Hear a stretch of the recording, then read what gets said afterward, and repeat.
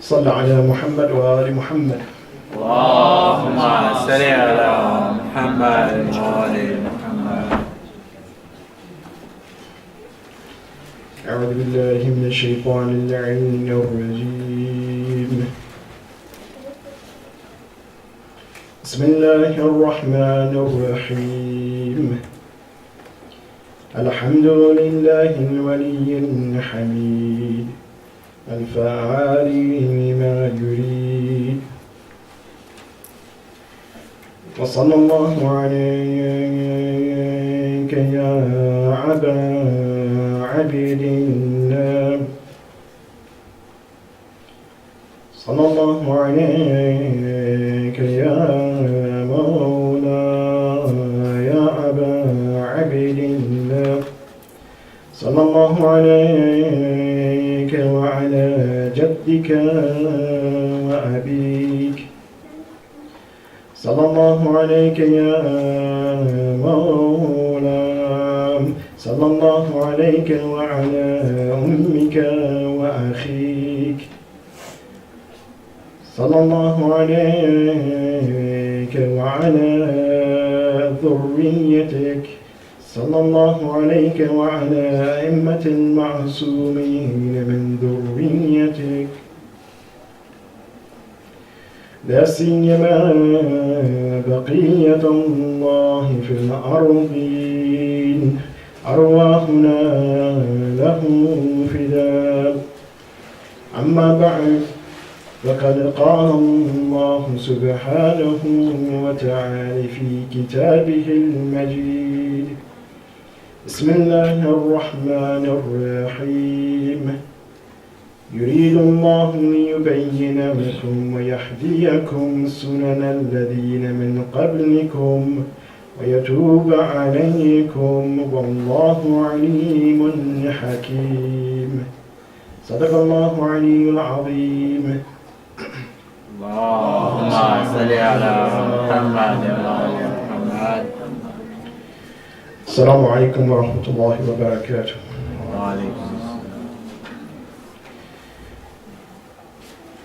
As we near the end, the final days of this first group of 10 days, what they call the first part of Muharram, we do so in trying to wrap up and to conclude our discussion, wherein we focus on the sunnah of Rasulullah, that sunnah and tradition, the custom by which Imam Hussein alayhi afdal salatu salam, he stated that he rose up or he left from Medina in order to walk and live by the seerah, the sunnah, the custom and tradition of Rasulullah and his father Amir al-Mu'mineen alayhim afdal salatu salam. We stated that understanding this tradition and custom is one of the pillars in order to help us to maintain faith, especially across time and in changing times. This sunnah, this tradition which is based and founded upon knowledge, ilm. And understanding how to apply that knowledge to one's life is wisdom.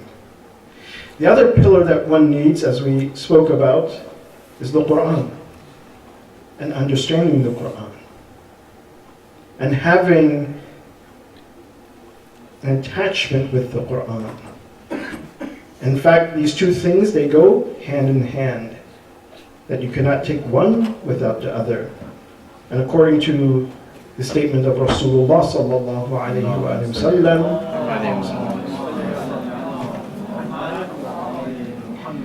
that if someone mentions that he has made a statement, or if there's an action that is ascribed to the Prophet that contradicts the Quran, he says, then you put that aside and know that I have not said this, nor have I done this. For this reason we say that the Ahlul Bayt, al-Quran al-Natiq, And when we look at the students of Ahlul Bayt, that they also are Quran and Natiq. They are living, breathing, walking Quran, meaning that they live their life by the principles and the guidance of the Quran. After mentioning this, that these two things, the Quran and the tradition of Rasulullah and Ahlul Bayt, that these are the pillars of Iman, we begin to focus a bit about Iman, faith in itself. And one thing that I will make is a slight correction on the hadith that we mentioned yesterday about obtaining true Iman, haqiqat al-Iman. It was the narration by Imam Rida alayhi salatu wasalam.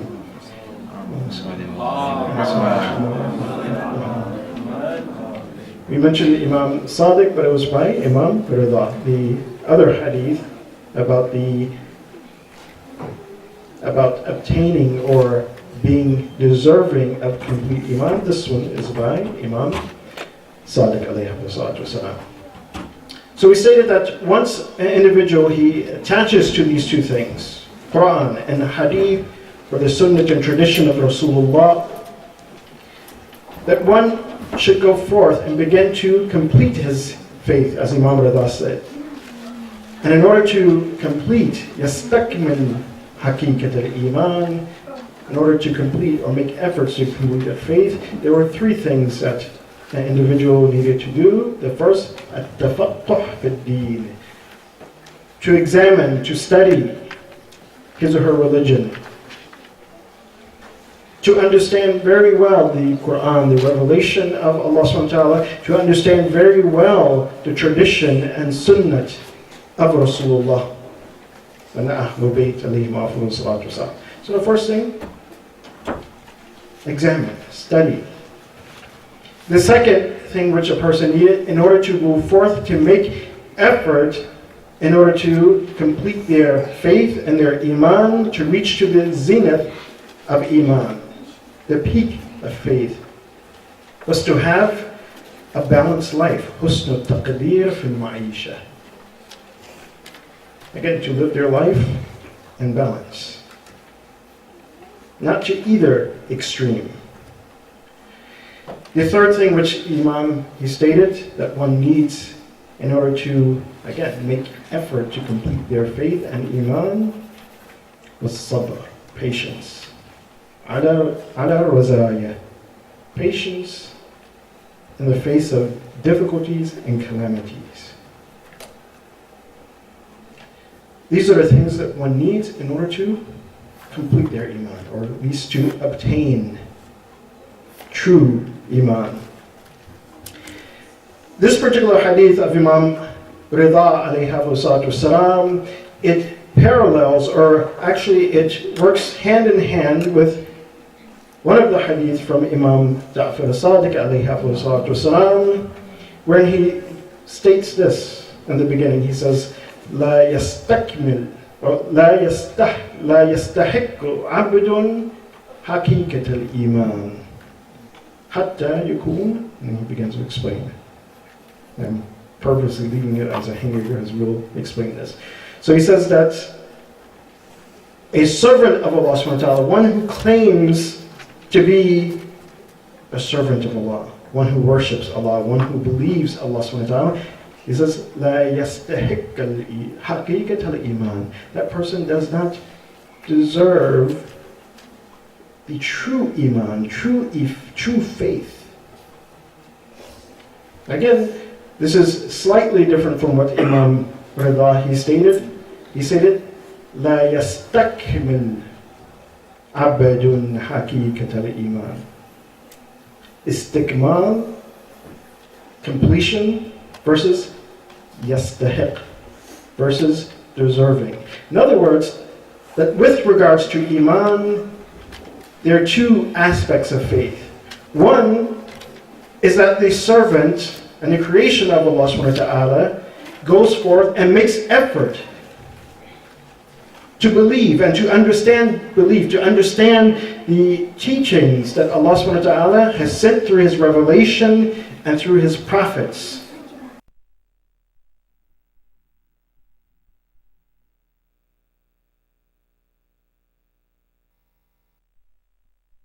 which they preserved. So on one hand, there's an effort from the servant of Allah subhanahu wa ta'ala.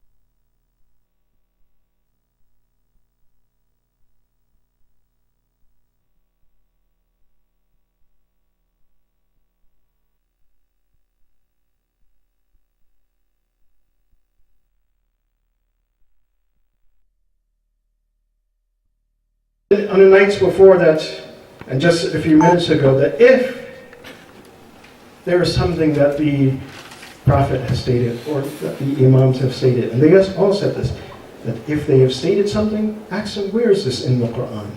And is this idea, and is this concept consistent with the Quran?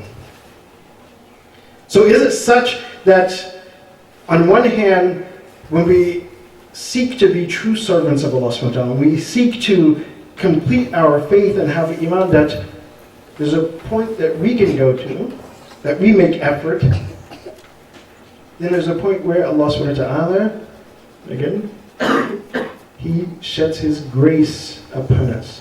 And by Him shedding His grace upon us, then we, again, go further in our understanding of faith and iman, and the revelation of Allah subhanahu wa ta'ala, and the sunnah and the tradition of Rasulullah and His Ahlul Bayt alayhim afdal salatu wassalam.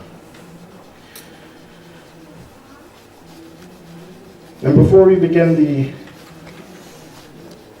explaining the hadith of Imam Sadiq, and the three things that he states that one needs, that a person needs, that a servant needs to have in order for them to be deserving, again, of that grace of Allah subhanahu wa ta'ala, so that they may have true iman, haqiqat al-iman. Let's examine the Quran and what Allah subhanahu wa ta'ala, He states about faith and about belief. In Surah Yusuf, verse 38, Allah subhanahu wa ta'ala, when He's explaining or giving us the story of the Prophet Yusuf, when the Prophet is in prison, again, with a group of individuals, and based on the story and the context of the stories, who they had not heard of the revelation of Allah subhanahu wa ta'ala. That Yusuf, he was doing tabligh, he was guiding these individuals to whom a prophet had not walked among them, or if a prophet walked among them, that these individuals did not know. And so verse 38 of Surah Yusuf, Allah subhanahu wa ta'ala, He's explaining or narrating to us the statement that Hazrat Yusuf, he said to those individuals who were in prison with him. And when they came to discover that Yusuf, that he was different from others, that his understanding of the world, his understanding of the universe was different from theirs, that he had a special gift. And so Yusuf, he's explaining why he has this gift, or what has he been blessed with. So Yusuf, he states, وَاتَّبَعْتُ مِلَّةَ آبَائِ إِبْرَاهِيمَ وَإِسْحَاقَ وَيَعْقُوبَ مَا كَانَ لَنَا أَن نُشْرِكَ بِاللَّهِ مِنْ شَيْءٍ ذلك من فضل الله علينا وعلى الناس ولكن أكثر الناس لا يشكرون. Hazrat Yusuf, he states that if you want to understand it, why I am different, what is it about me? He says, وَاتَّبَعْتُ مِلَّةَ آبَائِ, I follow the way and the path of my forefathers. And who are these forefathers that Yusuf, he follows? He says, my forefathers, Ibrahim, wa Ishaq, wa Yaqub. He says, I follow their line and their way of life. Again, similar to what Imam Hussein stated, that I want to asiru bisirati jadbi rasul wa abi amir al-mu'min. So Yusuf, he's saying that my distinction is that I follow the way of these individuals, these prophets. Their tradition, their custom, which is, again, a custom and tradition based upon knowledge. And understanding their tradition, understanding their way of life, and knowing how to apply their way of life to your own situation is wisdom. So you explain that. This is why I'm different.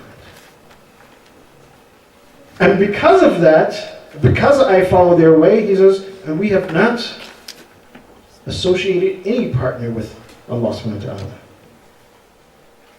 That myself, my forefathers, those who I am following their path and walking in their footsteps, he says, we have never been polytheists. This lineage is one that is on as-sirat al-mustaqim, on the straight path, on the right path. Then Hazrat Yusuf, he states, ذَلِكَ مِنْ فَضْلِ اللَّهِ عَلَيْنَا. He says, and this is by the grace of Allah subhanahu wa ta'ala, by the blessing of Allah subhanahu wa ta'ala upon us. Meaning that Allah subhanahu wa ta'ala has blessed him with this. That perhaps, if we interpret it this way, this is something that Allah subhanahu wa ta'ala, he instilled in the prophets. Whether and the apparent meaning here is that, no, they didn't make a lot of effort for it, but this is something that they instilled in the prophet. And this is also backed up by what Yusuf, he states after that. He says, ذَلِكَ مِنْ فَضْلِ اللَّهِ عَلَيْنَا وَعَلَى النَّاسِ. That this sense of tawheed, of monotheism, and understanding that there is no God but Allah subhanahu wa ta'ala, this is something that Allah subhanahu wa ta'ala, he has blessed us with, blessed the prophets with, and every man. ذَلِكَ مِنْ فَضْلِ اللَّهِ عَلَيْنَا وَعَلَى النَّاسِ.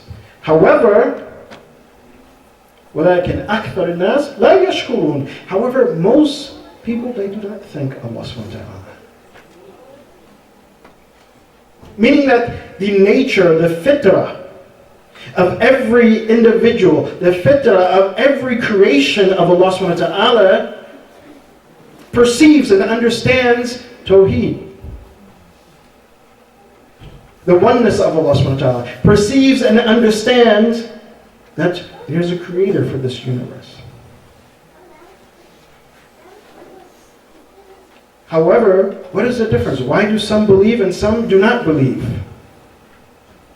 Hazrat Yusuf, in this narration, he gives the key that why have some failed to believe when Allah subhanahu wa ta'ala, he places this in everyone, in all of his creation. He says, وَلَكِنْ أَكْثَرُ النَّاسِ لَا يَشْكُرُونَ. That most people, they do not thank Allah subhanahu wa ta'ala.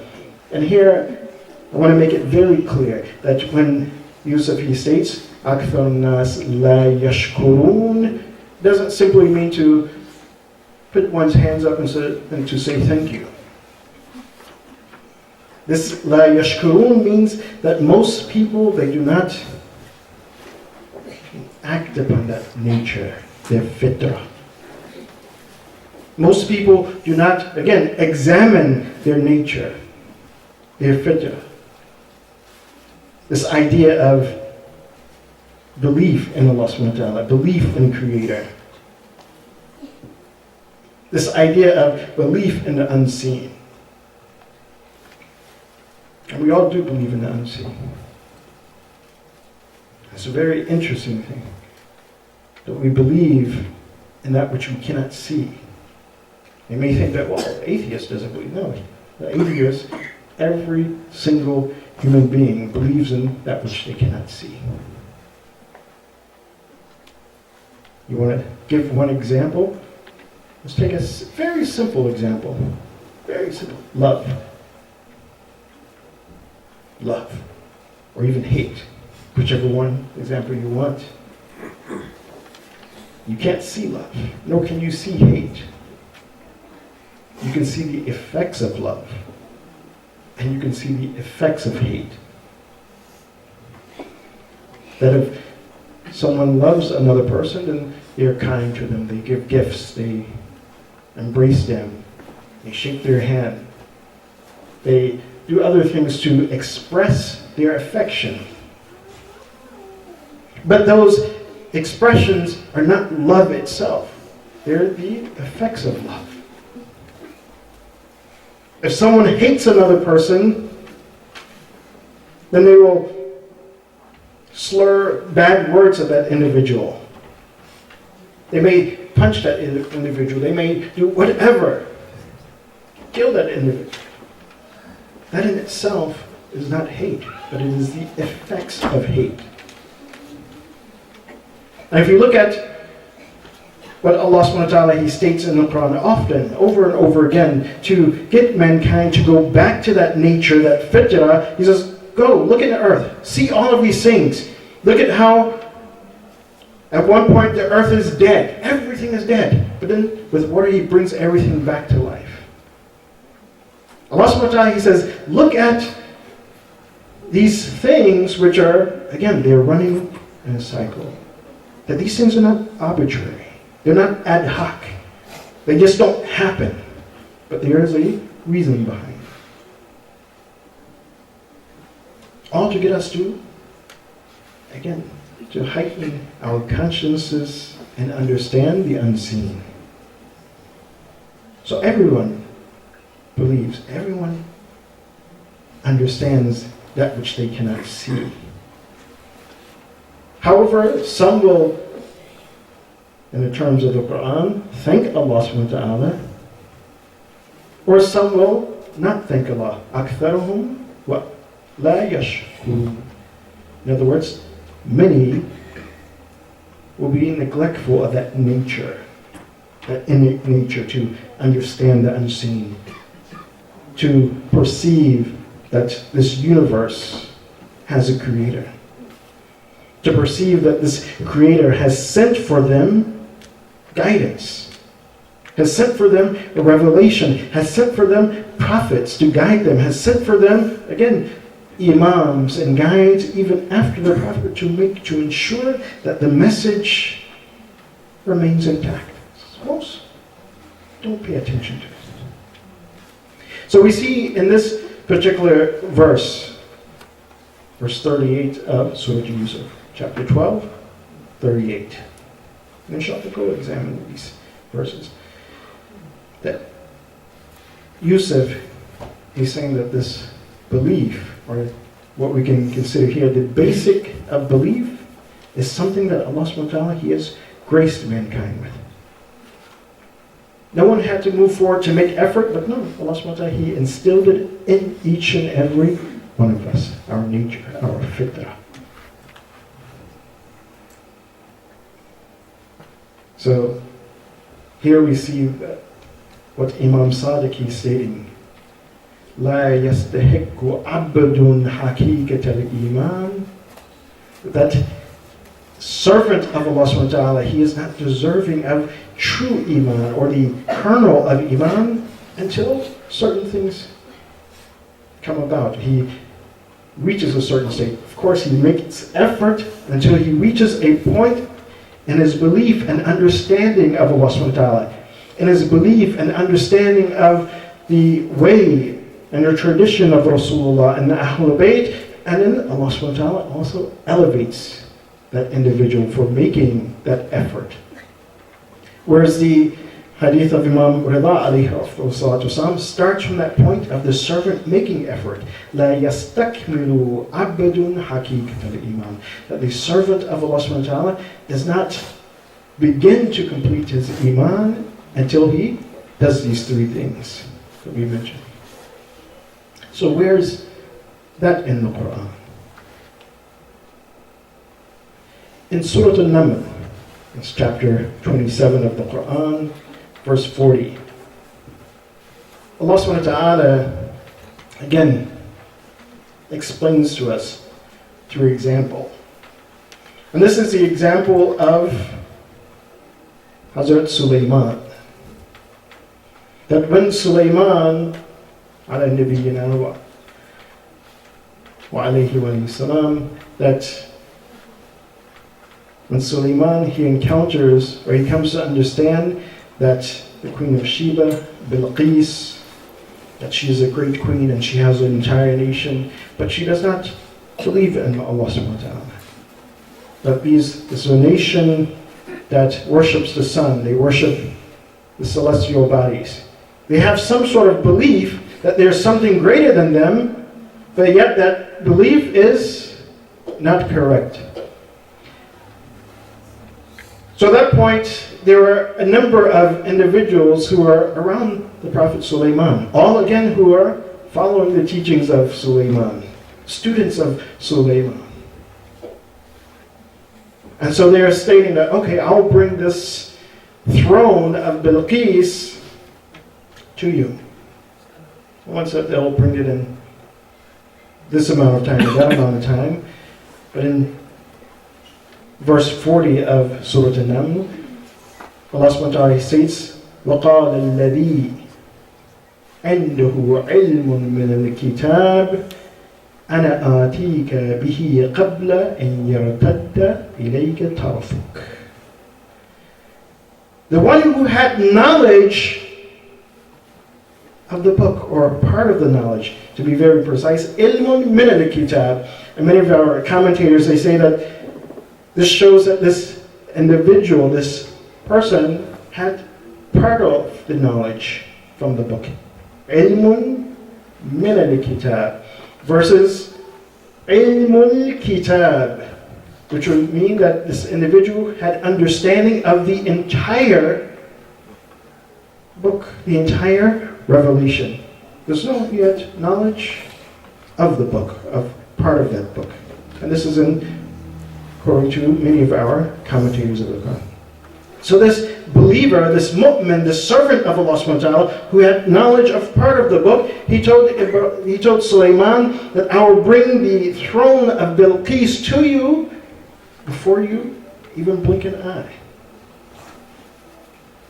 0.3 of a second. This is how fast we blink. 0.3 of a second. He says, before you blink, in 0.3 of a second, I will bring this throne before you. فَلَمَّا رَآهُ مُسْتَقَرًّا عِنْدَهُ قَالَ. And when this happened, when this servant of Allah subhanahu wa ta'ala, he brought this throne before Sulaiman, what was stated? He says, هَذَا مِنْ فَضْلِ رَبِّي. That this is from the grace and the blessing of my Lord. Meaning that an individual, a believer, a mu'min, someone who understands the book, someone who understands the revelation of Allah subhanahu wa ta'ala, the communication of Allah subhanahu wa ta'ala, that his faith or his iman can reach to a point such that the physical world, this physical world, would not restrain him in every aspect. Because again, when we think that, how is the servant of Allah in 0.3 of a second able to take the throne of Bilqis and bring it before Sulaiman? This is something that seems physically impossible. 0.3 of a second to lift and to take an entire throne and to bring it before the Prophet.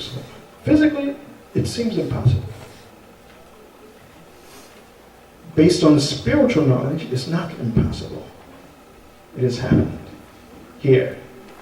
It has happened even in other times among other prophets, that things which seem to be physically impossible, that they are happening. Why? Because of the iman of those servants of Allah subhanahu wa ta'ala. That's something that Allah subhanahu wa ta'ala has blessed these individuals with. Again, because they made effort to understand Allah subhanahu wa ta'ala's communication. They made effort to follow the way of the prophets. So the Prophet Sulaiman, he says what? هَذَا مِنْ فَضْلِ رَبِّي لِيَبْلُوَنِي أَأَشْكُرُ أَمْ أَكْفُرُ. Not only is it from the grace of Allah subhanahu wa ta'ala, the blessing of Allah subhanahu wa ta'ala, but it is there to try me, to test me, to test also the servants of Allah subhanahu wa ta'ala. Of course, the Prophet Sulaiman, he has passed his test. This is why he is a prophet, but also to test that servant who has this ability, who has this comprehension of the book of Allah subhanahu wa ta'ala, that he has been blessed by Allah subhanahu wa ta'ala to be able to do that. لِيَبْلُوَنِي أَأَشْكُرُ أَمْ أَكْفُرُ. The test when you see that whether I believe, I thank Allah subhanahu wa ta'ala, I recognize this blessing that Allah subhanahu wa ta'ala has given me, has placed in my hands, or not. This is the meaning of ashkur. That you have been, the servant has been given iman, the servant has been given faith, and blessed with a certain level of faith, whereby, again, he's not restrained by this physical world in this particular aspect. Now, does he believe? Does he thank Allah subhanahu wa ta'ala? Does he recognize that blessing that Allah subhanahu wa ta'ala has given him or her? Or do they reject, deny? Are they neglectful of that blessing that Allah subhanahu wa ta'ala has placed before them? فَمَنْ شَكَرَ فَيَشْكُرُ لِنَفْسِهِ.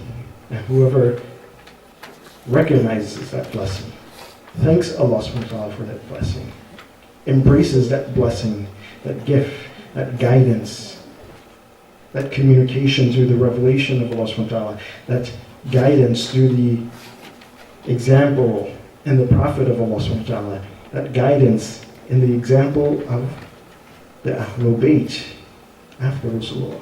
Do they recognize this and they hold to this? If so, yashkuru li nafsi, then that is what will benefit that individual, himself, herself.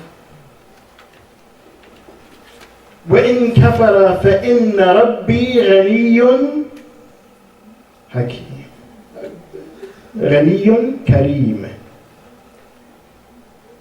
And if that person rejects that gift, that blessing of faith, of iman, or heightened faith and iman, recognizing and thanking Allah subhanahu wa ta'ala for that blessing, then as Sulaiman says, فَإِنَّ رَبِّي, and surely my Lord, غَنِيٌّ كَرِيمٌ. He is self-sufficient. He is noble. That your rejection of His gift does not take anything away from Allah subhanahu wa ta'ala. But your acceptance of that gift and that faith and iman and embracing it, it benefits you. It benefits your understanding of Allah's communication. It benefits, again, your ability to gain closeness to Allah subhanahu wa ta'ala. And we can think of this even sometimes in our own lives, if we pray and we ask Allah subhanahu wa ta'ala for something. Because on a very lower scale, we think, oh, this is a prophet, this is someone who has that knowledge from the book. But at times we ourselves, we supplicate to Allah subhanahu wa ta'ala. We may be facing difficulties in our lives. We may have a need. Someone may be sick or ill, and then we begin to pray to Allah subhanahu wa ta'ala. Oh Allah, help me through this difficulty. Oh Allah, cure this family member of mine, this friend of mine who is sick, who is ill. Oh Allah, guide me, shed light on this particular thing for me. And when Allah subhanahu wa ta'ala answers that prayer,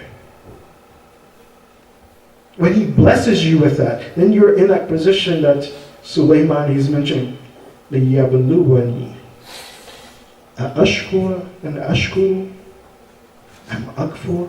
Now you're being tested and tried. That will you thank Allah subhanahu wa ta'ala for that blessing, answering your prayer? And by thanking Him, you embrace that blessing. You embrace that answer that Allah subhanahu wa ta'ala has given you. And you use it in order to strengthen your faith, to strengthen your iman. If you reject it, then you've harmed no one but yourself. Because Allah subhanahu wa ta'ala, He is Ghaniyyun Kareem. So this idea that some, or at least a part of completing our faith in Iman, on one hand there needs to be effort from ourselves. And on the other hand, that Allah subhanahu wa ta'ala, He graces us, He gives us His blessing. He guides us. He places within our hearts and within our nature belief. But now it's up to us to, once He places that before us, to recognize that blessing from Allah subhanahu wa ta'ala. To grasp that blessing of Allah subhanahu wa ta'ala. So that our iman can become complete. Returning to the hadith of Imam Sadiq alayhi salatu wasalam. Inshallah, if we are going to give salawat on the family's prophet, and we should give a loud salawat on the family of Muhammad.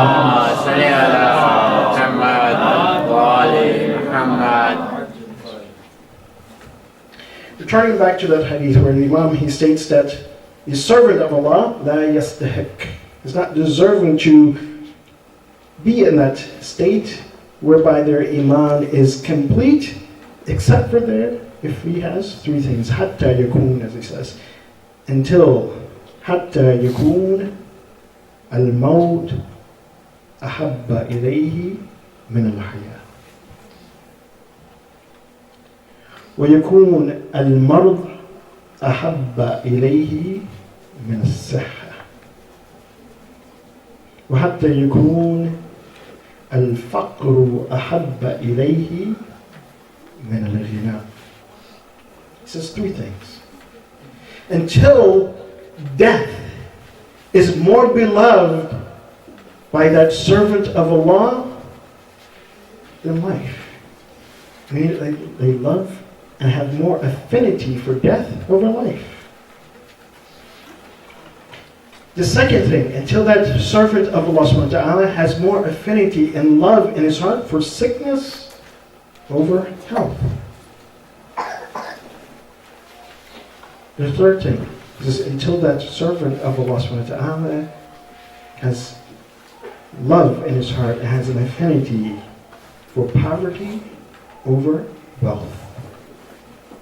And then Imam Sadiq, he looks at Aban ibn Taghlab. And again, this companion of the Imam is not just a ordinary companion. If you look to the scholars, this Aban ibn Taghlab, they said that, yes, the hadith that he narrates are sahih. They are thiq. He is thiq. He is a reliable source.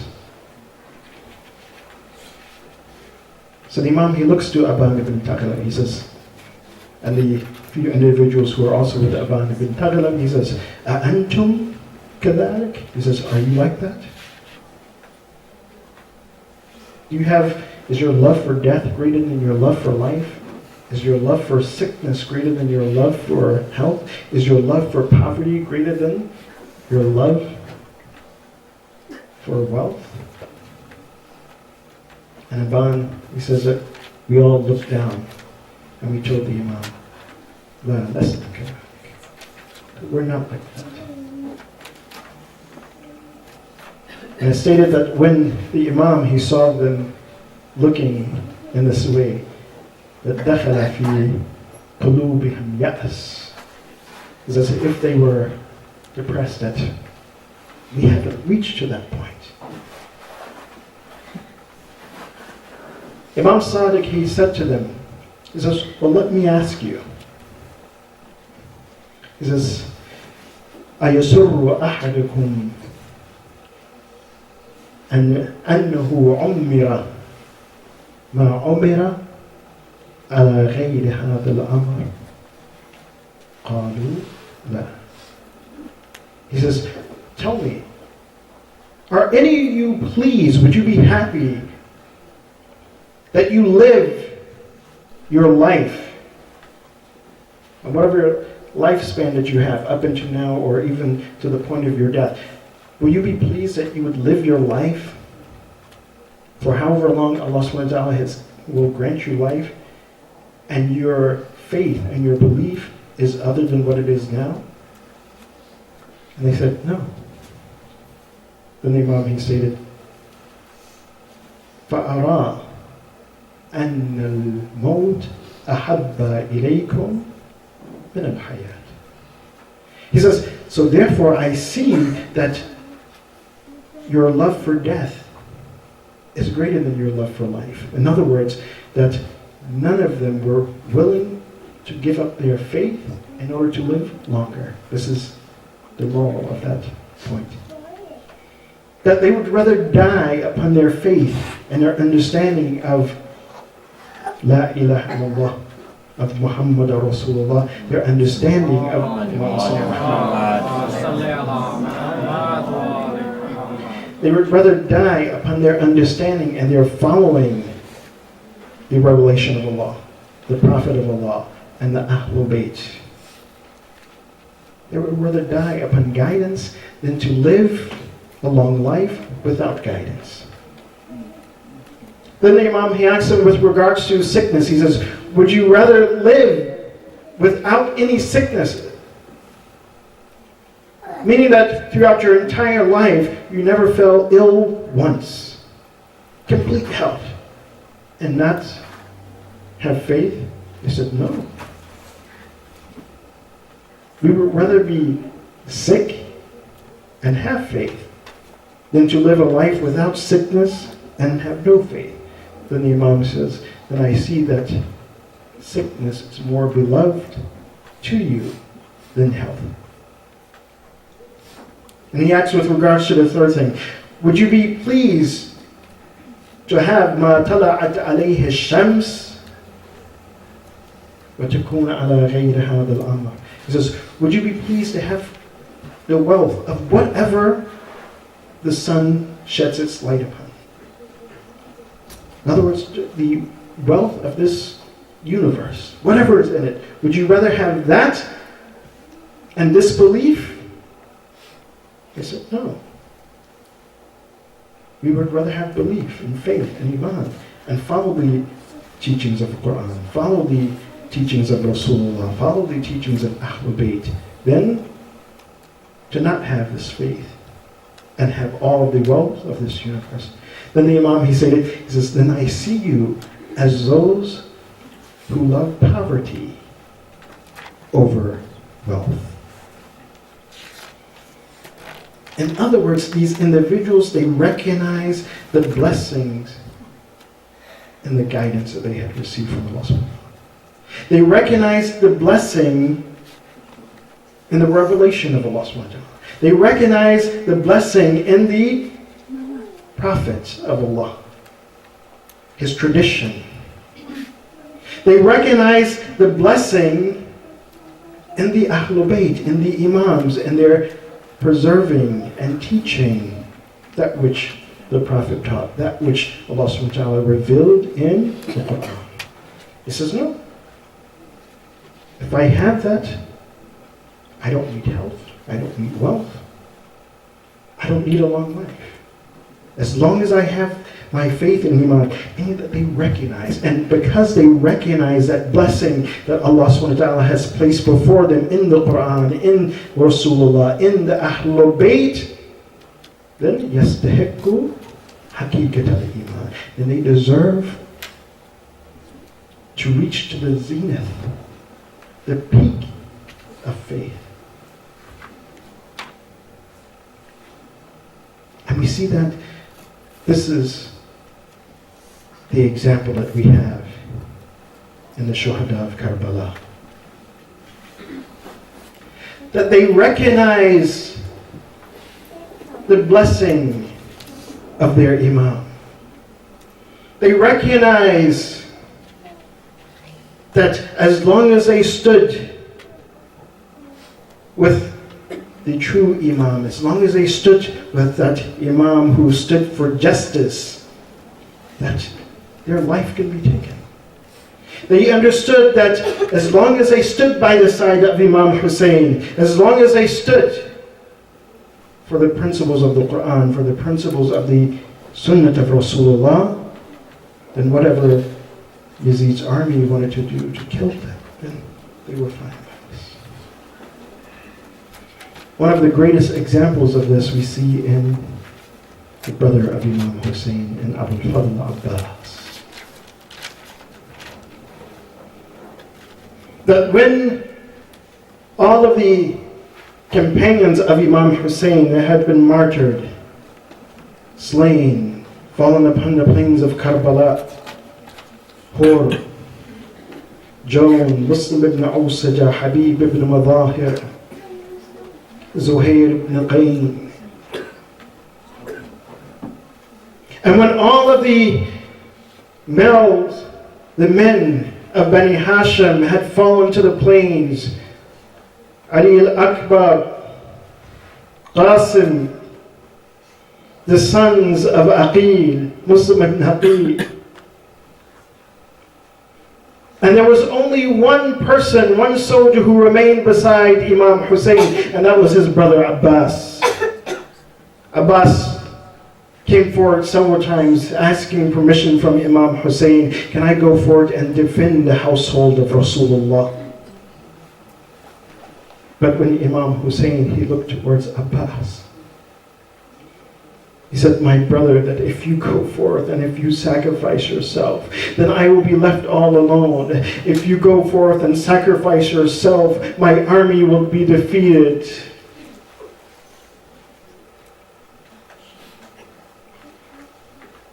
But then, one young girl, Sukaina, she came to her uncle Abbas, thirsty, crying that, oh my uncle, can you go and get some water for us, that we are dying from thirst? Al-Atash, Al-Atash. At this point, Abbas, he saw it as his opportunity to go forth and to help the family of Rasulullah. So he went back to his brother Imam Hussein. He asked Imam Hussein that if he will not allow me to go onto the battlefield and fight and defend the household of Rasulullah, then please allow me just to go get some water for your daughter Sukaina. At that point, Imam Hussein, he says, I will allow you to do this, Abbas, but go and hurry back quickly. The children are thirsty. It said that Abbas, he mounted his horse and he went towards the Euphrates. He fought his way until he got to the Euphrates. He filled the water skin, and it stated that Abbas, he took some water and he put it in his hand, because Abbas, he was like all of the people in the camp of Imam Hussein. They had not drank water, they were thirsty. So he took this water and he put it towards his lips. And then Abbas, when he looked at that water, he began to say, Ya nafsu min ba'd al-Husayn huni. that, oh Abbas, you can only drink after Hussein. هذا الحسين وارد المنون. That here is Hussein. He is the one by which you stand. He is the one that all of your blessings and your graces from Hussein. تشربين بارد العميم. He says, how can you drink water? How can you quench your thirst and Hussein has not drink? How can you quench your thirst and the children of Hussein have not drank? He says, Wallah tallah ma hada fa'alu dini. He says, I swear by Allah that this is not from the teachings of my religion. If we were there, if we asked Abbas that where is this? How can you say that this is not the teachings of Islam? He swears by Allah that this is not the teachings of the Quran. But you see that how Abbas is a student of the Quran. You see how Abbas, he followed Amir al-Mu'mineen. How Abbas, he followed the teachings of Rasulullah. Perhaps he will respond to us with that verse in the Quran, verse 28 of Surah Al-Qamar, where Allah subhanahu wa ta'ala, he states, نبئهم أن الماء قسمة بينهم كل شرب محتضر. When Allah subhanahu wa ta'ala, he ordered his prophet Saleh that among your nation and your ummah, then you divide the water equally upon the tribes. That Allah subhanahu wa ta'ala, he's ordering his prophet to divide water, to give each and every tribe of his nation water. And here on the day of Ashura, in the land of Karbala, the ummah of Muhammad is refusing water to the family of the prophet, is refusing water to Imam al-Hussein. Abbas, he threw the water back into the Euphrates. He put the water skin around his neck and he began to go back towards the camp of Imam Hussein, trying to get the water to Sukaina and Imam Hussein. I said that one man hid behind one of the palm trees. It was Zayd al-Jahani. That when Abbas, he went forth fighting his way back to the camp of Imam Hussein. على يمينه. That Zayd, he struck the right arm of Abbas, cutting off and severing the arm of Abbas. It stated that Abbas could be heard saying, Wallah, I swear by Allah, in qata'tum yamini, inni uhami an dini. These were the words of Abbas. He says, I swear that if you cut off my right arm, I will continue to defend the household of Rasulullah. And Abbas, it said that he grabbed the sword with his left hand and he began to fight to go forward until a man by the name of Hakim, who was hiding behind another tree, فَضَرَبَهُ عَلَى شِمَالِهِ. He hit and struck the left arm of Abbas. And Abbas, he began to say, Wallah, he began to say, قَدْ قَطَعُوا بِبَغْيِهِمْ يَسَارِي. That out of their tyranny, they have struck my left arm.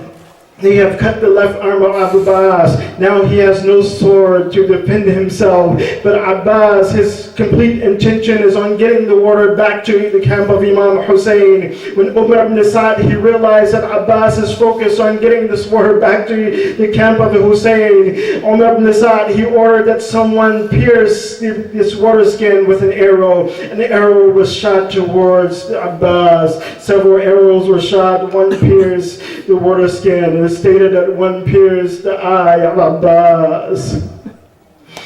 When this water skin was pierced and the water began to spill upon the plains of Karbala, it said, وَقَفَ الْعَبَّاسِ. That Abbas, he just stood still because he didn't know what to do. That here he wanted to get the water back to Sukaina. He wanted to get the water back to the camp of Imam Hussein. But now the water is spilling on the plains of Karbala. They said that when Abbas, he stood still for a moment, فضربه على رأسه, that someone struck him on the head with a mace. The blood began to flow down into the eyes of Abbas. This was the fatal blow that knocked Abbas off of his horse. As Abbas was falling off of his horse, he called out to Imam Hussein, Assalamu alayka ya Aba Abdillah. But then the next words of Abbas, he stated, these were the ones that hit the heart of Imam Hussein. These were the words that hit the heart of Imam Hussein, because Abbas, he called Imam Hussein, oh my brother. This is the first time that Abbas, he is calling Imam Hussein my brother. Abbas always addressed Imam Hussein out of respect, Ya Mawlai, oh my master. But Imam Hussein, he heard those words, Ya Akhi, Adrik Akhak. Oh brother, come to the aid of your brother. When Imam Hussein, he heard this, he rushed out to help Abbas. It said that Imam Hussein, he fought the enemies from around Abbas. He dismounted his horse and he went to the ground. He placed the head of Abbas in his lap. When he placed the head of Abbas in his lap, Abbas, he asked Imam Hussein, he says, just grant me one request. Grant me one.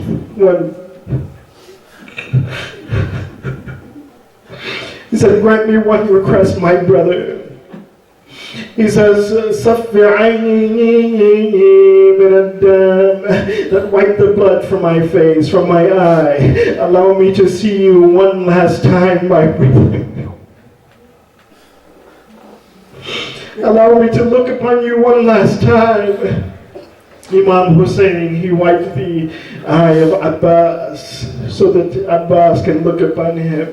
And then Imam Hussein, he began to proceed like he did with all of the shuhada of Karbala.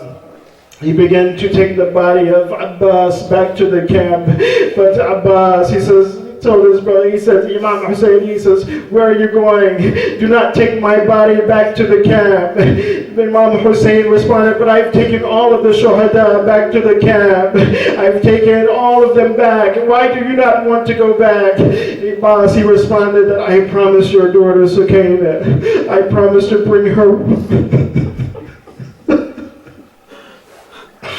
He said, I promised to bring her water, and I have not been able to fulfill this promise. Leave me here. Imam Hussein, he returned back to the camp without his brother Abbas. And when Imam Hussein, he returned alone, Sukaina, she came to Imam Hussein, saying, Hey, ya Abata, Aina Ammi al-Abbas, said, oh my father, where's my uncle Abbas? What happened to my uncle Abbas? Why hasn't he returned with you? Imam Hussein said that Abbas, that he has been martyred. Abbas is Shahe. At that point, the women and children, they begin to cry. Abbas,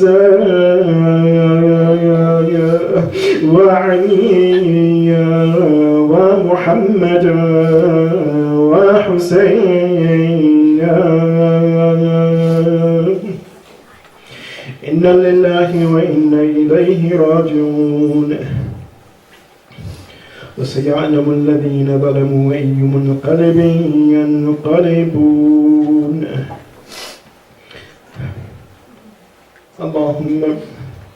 اللهم بحق هذه المجلس الحسينية اغفر ذنوبنا واستر عيوبنا واقضي حوائجنا واشفي مرضانا وارحم أمواتنا وعجل فرج مولانا صاحب العصر والزمان وجعلنا من أعوانه وأنصاره والمستشرين بين يديه بحق محمد وآله الطاهرين.